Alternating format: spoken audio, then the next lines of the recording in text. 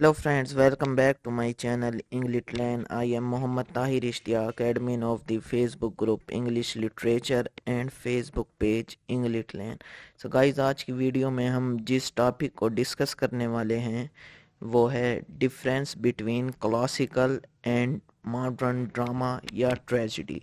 यानी कि आज की वीडियो में हम डिटेल से डिस्कस करेंगे जो क्लासिकल ड्रामा था, ग्रीक ड्रामा था, और उसके बाद जो एलिजाबेथन पीरियड था, यानी कि वो भी इंग्लिश लिटरेचर में क्लासिकल पीरियड था ड्रामा के लिहाज से।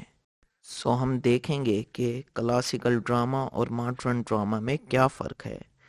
तो फ्रेंड्स, लेट ना करते हुए अपनी वीडियो को स्टार्ट करते हैं।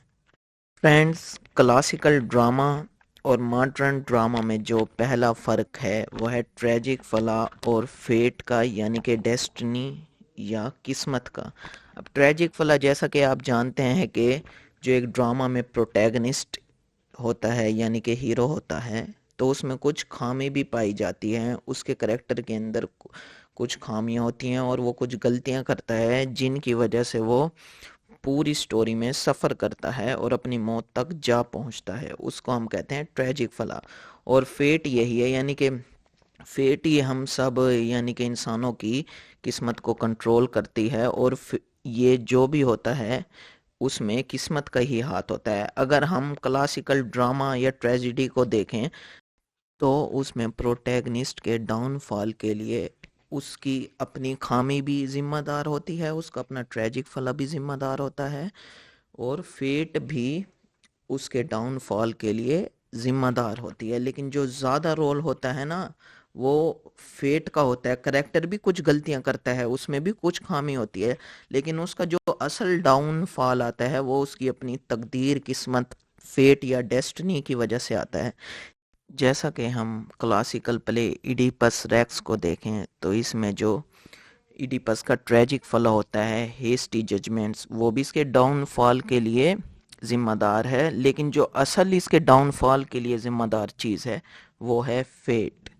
अब इसी तरह अगर हम मॉडर्न ट्रेजिडी में देखें ना, तो इसमें भी फेट का थोड़ा सा रोल होता है बिल्कुल, लेकिन जो असल डाउनफॉल होता है ना करेक्टर का, वो खुद करेक्टर अपनी गलतियों से अपने ऊपर लाता है। जैसे एक मॉडर्न प्ले है डेथ ऑफ अ सेल्समैन। तो इसमें एक सेल्समैन होता है जिसका नाम विली लो मैन होता है। तो उसका जो डाउनफॉल आता है, वो अपनी मौत तक जो पहुंचता है वो उसके अपने एक्शंस की वजह से वो पहुंचता है। भाई, जो फर्स्ट डिफरेंस है वो यही है कि जो क्लासिकल ट्रेजेडी या ड्रामा होता था ना, उसमें प्रोटैगनिस्ट का डाउनफॉल जो आता था वो उसके ट्रेजिक फला और फेट दोनों की वजह से आता था, और उसमें फेट का बहुत ज़्यादा रोल होता था। और जो मॉडर्न ड्रामा है उसमें जो प्रोटैगनिस्ट का डाउनफॉल आता है वो भी ट्रेजिक फला और फेट दोनों की वजह से उसका डाउनफॉल आता है, लेकिन जो इसमें ज़्यादा रोल होता है वो उसके ट्रेजिक फला का होता है, फेट का बहुत कम रोल होता है। अब फ्रेंड्स, हमारे पास जो सेकंड डिफरेंस है वो है वायलेंस एंड डेथ। जो क्लासिकल ट्रेजिडीज़ होती थी ना, उनमें वायलेंस और डेथ जो होते थे वो बहुत ज़्यादा उनके सीन होते थे, और ऑन स्टेज डेथ दिखाई जाती थी। जैसे कि हम मैकबेथ में देख लें, हेमलेट में देख लें, या फिर जूलियस सीजर में देख लें। ये ड्रामास जो हैं ये इनमें ऑन स्टेज डेथ्स को बहुत ज़्यादा दिखाया गया है, और ये ट्रेजिडीज़ वायलेंस से भरी हुई हैं। जबकि अगर हम मॉडर्न ट्रेजिडीज़ को देखें तो उनमें जो वायलेंस होता है वो बहुत कम दिखाया जाता है, और जो डेथ होती है ना वो स्टेज पर नहीं दिखाई जाती। जैसा कि डेथ ऑफ अ सेल्समैन में हमें ये जो विली लोमैन की डेथ है ना, वो स्टेज पर नहीं दिखाई गई, बल्कि हमें पता चलता है कि उसका कार एक्सीडेंट हो गया है और वो मर गया है। अब फ्रेंड्स, हमारे पास जो थर्ड डिफरेंस है वो है सोशल क्लास। अगर हम क्लासिकल ट्रेजिडीज़ को देखें तो उसमें जो प्रोटैगनिस्ट होता था ना, वो रॉयल या इलीट क्लास से होता था। या तो वो कोई बादशाह होता था, या प्रिंस होता था, या फिर वो कोई बहुत ज़्यादा मशहूर शख्सियत होता था, जैसे कि वो फौज का जनरल भी हो सकता था, जैसे कि ओथेलो है। और अगर हम हेमलेट को देखें तो वो प्रिंस है। किंग लिया वो खुद एक बादशाह था। लेकिन जो अब मॉडर्न ट्रेजिडी होती है ना, उसमें जो प्रोटैगनिस्ट होता है या हीरो होता है वो तो मिडिल क्लास से भी हो सकता है। जैसे अब death of a salesman play में विली लोमैन जो है वो एक मिडिल क्लास पर्सन है और एक सेल्समैन है। और गाइस, जिसने ये कंसेप्ट दिया कि प्रोटैगनिस्ट मिडिल क्लास से भी हो सकता है, उस ड्रामाटिस्ट का नाम हेनरिक इब्सन है। फ्रेंड्स, हमारे पास जो फोर्थ डिफरेंस है वो है परफॉर्मेंस।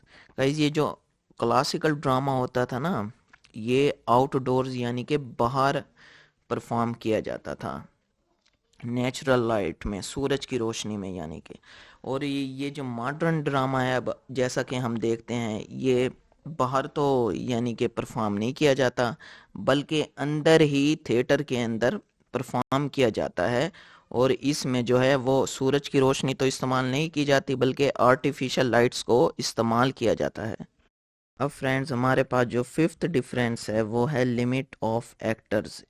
गाइस, ये जो क्लासिकल ट्रेजिडीज हुआ करती थी, इनमें 3 एक्टर्स तक की लिमिट थी, और जो फीमेल रोल्स होते थे ना, उनको भी जो है वो मर्द ही परफॉर्म किया करते थे। जबकि जो मॉडर्न ट्रेजिडीज होती हैं उनमें तो ऐसी कोई लिमिट नहीं है, और जो फीमेल रोल्स होते हैं वो भी फीमेल ही परफॉर्म करती हैं। फ्रेंड्स, हमारे पास जो लास्ट डिफरेंस है वो है राइटिंग का। जो क्लासिकल ड्रामा होता था ना, वो वर्स में लिखा होता था, यानी कि पोइटिक फॉर्म में, या फिर वो ब्लैंक वर्स में लिखा होता था। लेकिन अब जो मॉडर्न ड्रामा है वो तो ऑर्डिनरी लैंग्वेज में लिखा होता है, प्रोज में लिखा जाता है, यानी कि वो लैंग्वेज जो आम आदमी के भी समझ में आए। सो गाइज, इसी के साथ हमारा ये जो टॉपिक है difference between classical and modern drama, ये भी एंड होता है। फ्रेंड्स, अगर आपको मेरी इस वीडियो से कुछ नया सीखने को मिला है तो इस वीडियो को लाइक करें, मेरे चैनल को सब्सक्राइब करें। Thank you and